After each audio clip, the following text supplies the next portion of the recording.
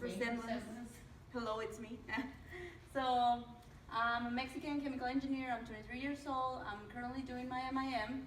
I'm a pinch pro thanks to my mind mapping abilities, which means that I sell my mind maps, but they're very personal.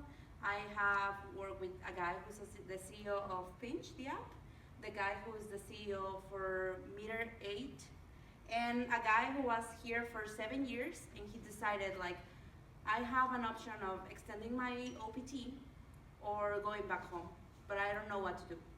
So one day we sat, we talked, I did a mind map for him, and he told me, you gave me a lot of things to think about, and I actually feel like I'm more prepared to make this decision. So in case that doesn't speak to you, I'm the girl of the notes. Well, why would you need to learn this? This works, yeah. Well, it helps you study, take better notes for your classes, to connect better the ideas that you have. It gives you the whole picture. Like every time you see a mind map that is complete, you see all the main ideas, all the main concepts displayed there. You can display a strategy. It helps you identify opportunity areas, drives team discussions. This is one of the best things that I've ever applied my mind maps to, because helps people to think, okay, that is already set, so we can move to other important things, and it develops ideas on the way. And it's very good for brainstorming. So this is an example. When I was starting with the Reduxia project, I did a mind map like huge in the whole meeting room, and like if you see, we have pictures, we have different colors, we have different directions, and which is basically what we will do today. My personal process. Usually mind maps are made with branches. I don't know if you have ever seen those. I don't like that. I feel like it's ugly, and I feel like the ideas are not well positioned. So it doesn't help you to see a concept completely. So simplicity is the ultimate form of sophistication for me. I feel like the simple it is, the better. It's clear. So my guidelines are the title. First of all, like in that paper that you have there, the title have to be in the center, has to be in the center and big. For example, Boston, places to go.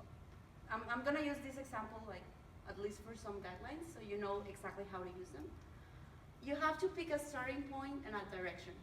With this, I mean this. I usually start I don't know if you know, but in my mind maps, I usually start in that corner, and I start moving all the concepts, I start moving in this direction.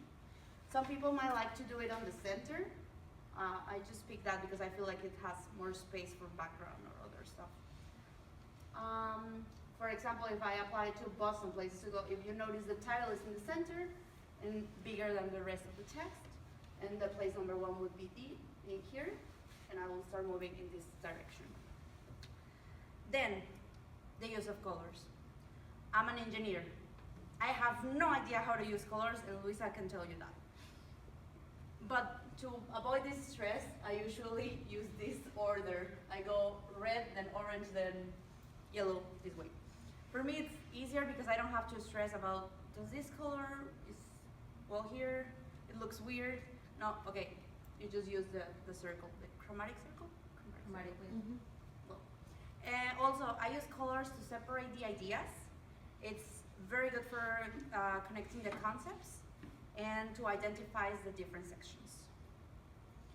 Then only main ideas. I think this is one of the most confusing parts when you do a mind map. Like a lot of people have told me, I have no idea how to say, okay, this is important and this shouldn't be here and this should be. It depends on your case. Like, for example, if you're doing a case analysis, and if you're starting to do this, I suggest you do the subtitles as sections. You know, it helps you to say, okay, there must be, I don't think in a case, in a subtitle, there's nothing valuable. It has to be something, at least one sentence. So it helps a lot. Try to read and think, how would you explain it to a friend as well? So when you try to explain something, in your mind, you're just taking the most important things. So if you read it and try to explain it, the things that you try to explain should be in your mind map. Well, in the example of Boston places to go, I would say that those would be the places that I could be able to reach by T, or are the places that I'm actually interested to go, like that is my criteria, and that's why I would, for example, use the zoo, Boston Commons, Boston Public Market, North End, and Boston Public Library. If you see, I use colors to separate every single idea, and I connect the ideas as well. This is geographically, like if you go to the Boston Public Market and you cross the street, you reach North End. So that's why I put them like together, and these arrows tell me, okay, if I go to one, I can go to the other one, and the other way around. Then another guideline is maximum 3 levels. It's not only because it's more confusing if you put more levels, it's because you can only fit 3 mostly in the pages, which means, I'm gonna give you an example, just every level should be very well identified. So you use, like, for example, a circle, like in here, then the second level will be this one, you use a line. And then another level, you don't use anything. Those are the 3 levels that should go after the title. I think that if you do more, it's more confusing and you'll lose track. But if you want to do more, that's completely up to you. Add your comments. This is super important because this is the way you understand the topic. For example, I was reading an article at the beginning of the model and said, courage is key. Like, basically, the things in black are the important ones. And when I read it, the only thing that I could think about was, oh my God, it's a very high energy job. This is a comment, and your brain works this way. It's like your brain is Google, and instead of just typing anything, these kind of comments are the ones that you use as your search keywords. Your brain remembers these kind of connections unconsciously. So, for example, if I put it here, maybe I was talking with Paulina and she told me, you know what, I love the coffee that they sell at Tinking Cup. If you notice the comments, the arrow goes inside. The rest of the arrows go from the center and to the outside. The comments go inside. This is the way I identify them. Make it personal. This is again the same, like as if your brain was Google. If you use keywords and you use images, your brain will make these kind of connections, and you'll remember something very easily. I have an example, it's my favorite. It's Donald Trump.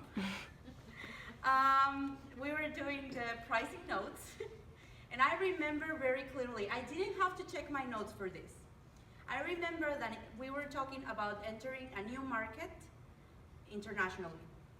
So one of the guidelines was you have to put barriers so your competitors won't come in when you're starting. So I was thinking barriers and walls and Donald Trump, obviously.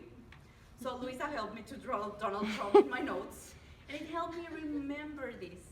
When I was in the test, the only thing I was thinking is, oh my God, Donald Trump on the wall. Another example, Penguin updates. I was taking an SEO course, and Penguin updates are for Google to have safer results when they search. Like, I remember this not because I went back, but because the drawing made the connection in my brain. And I really encourage you to practice. This is not something that I did one day out of the blue. I remember that I started doing this because I was taking an organic chemistry class. So if you can put that in a mind map, you can put anything in a mind map. It seems confusing. So if you can organize that there, you can do anything. So you can try with something you know very well. I really encourage that you do something that you know very well about you, about your career, your goals, about a case study. This is something you will be able to go back and read again. About a panel you attend. I went with Marie Angel to a panel and it helped me a lot. And in your team meetings.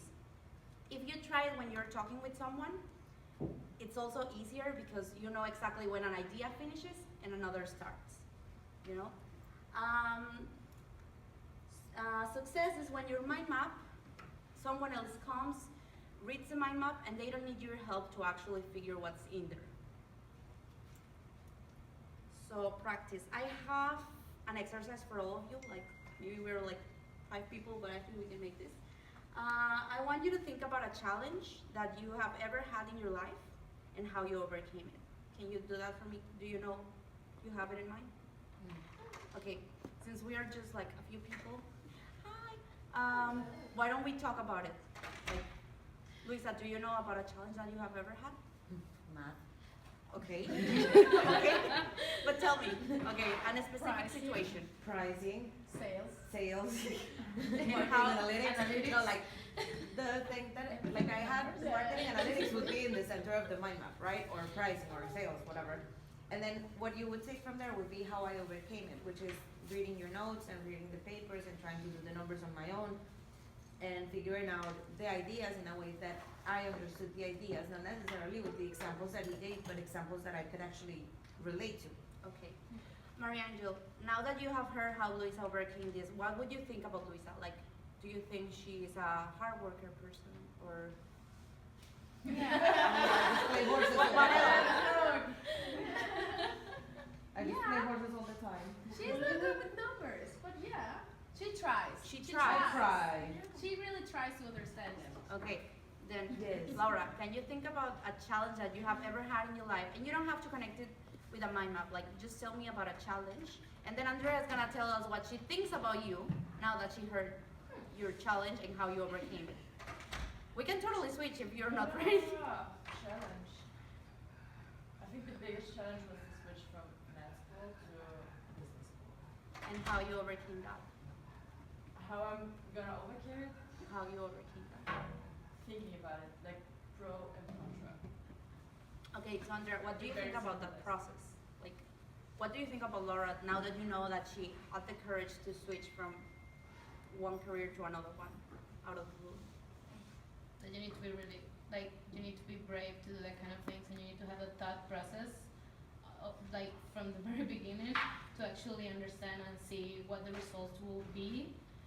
And, I mean, but basically that, you need to see, like, in the future. Okay, so now that you know this, everyone has a paper, and I would like us to do a personal mind map. I'm doing this exercise with you because personal mind maps are very tough. Like, we are very close to ourselves that we don't know how to introduce ourselves sometimes. So now that you know that, for example, Laura, Andrea thinks you're very brave. You are a brave person.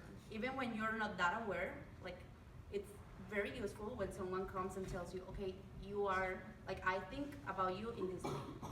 I think that Luisa is very, very, I don't know, she tries very hard, which is amazing. I think that Laura is very brave and she's very smart because she knew that probably in that career she wasn't gonna enjoy it. So this is something that could go on your personal mind map. Like, now that we have their papers, and if you wanna take my colors that are there. Yeah. Some guidelines that I have for you are, where are you from? Because your background also defines you a little bit. What's your undergrad? What did you study before? Why are you here?